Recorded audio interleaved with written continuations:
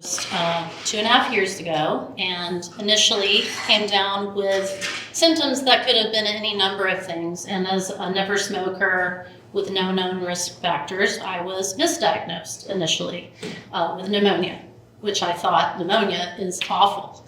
I can't breathe, I'm coughing all the time. But it never occurred to me that I could have something like lung cancer. Follow-up scans about a month later indicated the radiologist report, which we got on my chart on a Thursday evening at 7 p.m. without a doctor present, should be considered malignant unless proven otherwise. Of course, my husband, Elliot, and I were just devastated and totally shocked. I didn't know that people who never smoked could get lung cancer. And I want to say, I always do say this, it's very important that whether you have smoked or not, no one deserves this horrible disease. And we need the help of everyone in our communities to find new treatments and support. But I didn't know that about 1 in 5 people who get lung cancer have no smoking history. A growing number of younger people, especially younger women under the age of 50, are being diagnosed. I didn't know that lung cancer is the #1 cancer killer in the country and worldwide. So we were just adrift, and we didn't know what to do. So I called the primary care doctor I had at the time. The next morning, it took him half a day to get back to me. And when he did, the first thing he said to me was, "So what oncologist do you want to see?" So I think this is a challenge. There is, even if you're fortunate enough to have insurance and to have healthcare coverage, which of course not everyone does, if you're in a more rural community like mine, just south of Asheville, you might not be seeing, and I think there are many outstanding rural doctors, but you might not be seeing the right doctor. You're less likely to be seeing a doctor who is affiliated with an institution that has high capacity. So we got off the phone with him, and we didn't know what to do. But we did know that this was not typical for someone my age and health history to have a likely lung cancer diagnosis. And we also knew that North Carolina has 3 comprehensive cancer centers. So we talked with our families, we talked with our friends, and I think like many people here, so much of my story is a story of the support and love of people I know well, but also many people I to this day have not met. And so through conversation that weekend with a friend of mine, whose mom previously worked at Lineberger Cancer Center and had recently retired, I got my scans in Western North Carolina at an institution that was part of the UNC system. So I was talking to Caitlin's mom, former nurse, that Sunday, and she said, "Well, I have a good friend at Lineberger who is an oncologist, not a thoracic oncologist, but he would like to get your records to a friend of his." And I said, of course, I have no sense of privacy about this. And I got a call that Monday morning. So these scan results were sent to me on a Thursday evening. That Monday morning, I got a call from Chapel Hill at 9 a.m. That they wanted to schedule a remote appointment with the man who became my oncologist, who many of y'all know, Jared Weiss. Met with him that afternoon. I think, like a lot of us, so much of this feels intuitive and you have your gut reactions.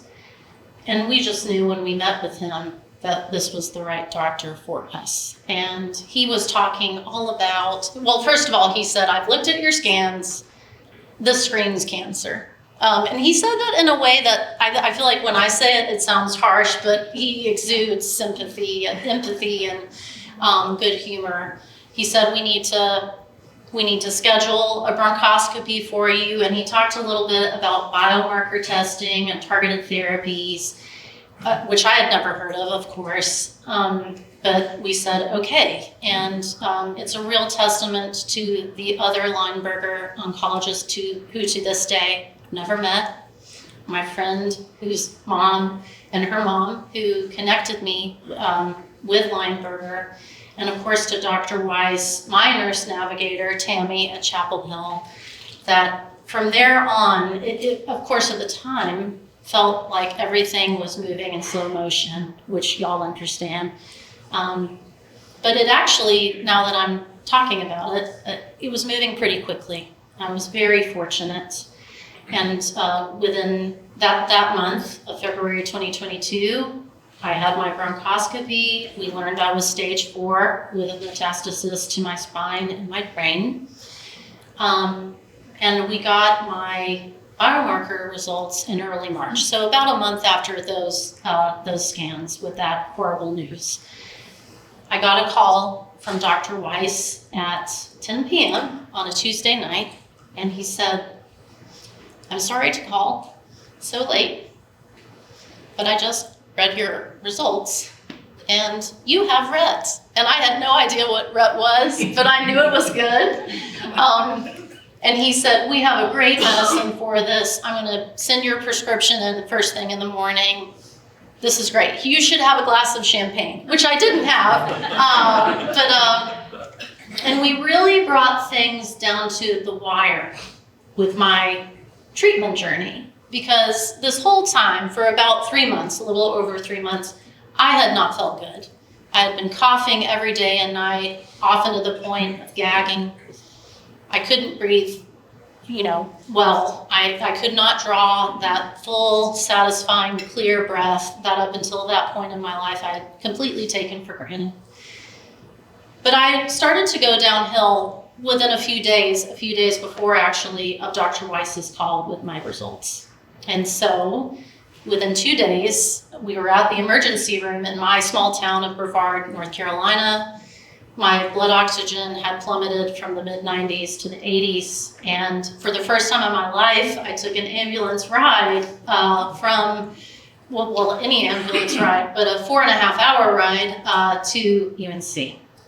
And started treatment there the next day and was there for 5 days. And on that 5th day, the day I was discharged, I stopped coughing. So since then, I think like any lung cancer survivor, the people who love them, every day is a step towards healing. And it's not a linear or even stage, as we all probably well know. But as I came off oxygen and started to just absorb and process my diagnosis, and I started that healing process, especially emotional healing, I realized I wanted to turn my suffering into purpose. I wanted to get involved in my lung cancer community. I did get involved first in my biomarker community and then the lung cancer mission. And I can't say enough about what LCI does for patients, for our loved ones, for families. They build community, which is so important, because I think for anyone who has experienced any sort of cancer diagnosis of any kind, you can feel very isolated, especially if you're younger. You just feel adrift and like no one else has ever gone through something like this. And then through groups like LCI, you learn that a lot of people have, which is not good. But it is so healing, and I think it's so important. It's been so important to my healing journey to connect and build friendships and relationships. LCI also is a big advocate of education, both of the general public, the need for screening if you have a smoking history or a high risk. I think the general public in terms of just the fact that anyone with lungs can get this disease. And very importantly, research. I think as you were saying earlier, we're just in a time that's so exciting and hopeful in terms of lung cancer and all cancer research and innovations. The medicine I take was only FDA approved in 2020. And I've been on it as my first line treatment for 2.5 years. So from everything to funding, we are so fortunate in North Carolina to have such a wealth of experts and institutions across the state, identifying and funding those brilliant doctors and researchers who might be discovering the next, treatment that could save my life, could save my loved ones' lives, my friends' lives in the lung cancer community. It's so important. And building up as well that critical infrastructure through things like the fellowship program. We're promising, whether it's wanting to go into allied health, actually go to medical school, your fellowship program just does so much to build up the infrastructure that is so critical, because research and treatments don't just happen. They happen because of people who care, who take action. And that's so critical. So I do just want to say how grateful I am to be connected with, engaged with LCI. I am grateful for every person, most of whom I know, but some of whom I will never know, who have made a direct and fundamental difference in my life, my family's lives, my husband's life. And I think that's true for all of us. So thank you so much, and thank you for the opportunity.